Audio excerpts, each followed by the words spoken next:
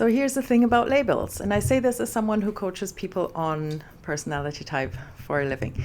When you learn something about yourself, like I'm conflict avoidant, or I'm an INFP, so I'm sensitive, or I have anxious attachment, there's a sneaky thing that happens in your brain. Instead of the knowledge expanding your options, it can actually limit them. And that usually goes like this.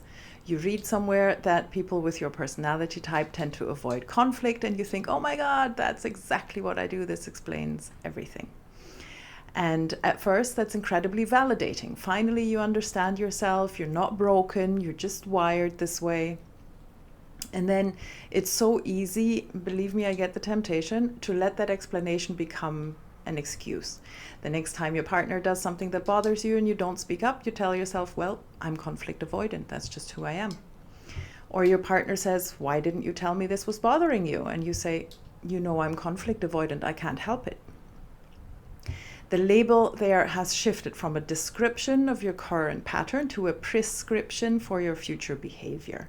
And here's what I would like you to understand. Your personality type, whether that's, your MBTI, Enneagram, attachment style, whatever it describes, your preferences and tendencies. It explains the strategies your system has learned to feel safe, but it is not a life sentence. I'll give you an example. When I work with couples and sometimes someone says, I'm just not good at expressing my feelings, I'm an ISTP, I have to push back a little with the reframe of stepping into your agency and recognizing the part you play in your own relational dynamics.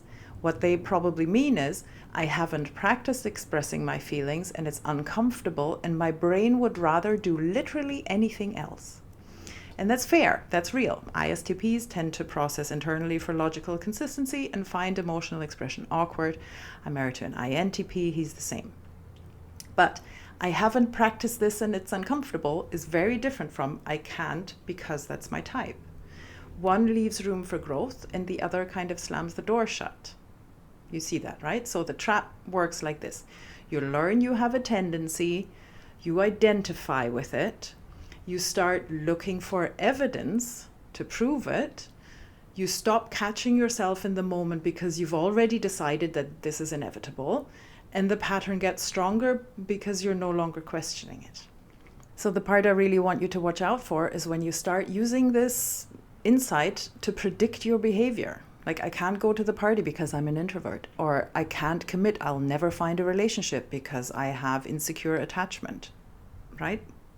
Maybe going to parties or committing is harder for you than for other people. Maybe that requires more energy or more intentionality, but can't, that's the trap talking.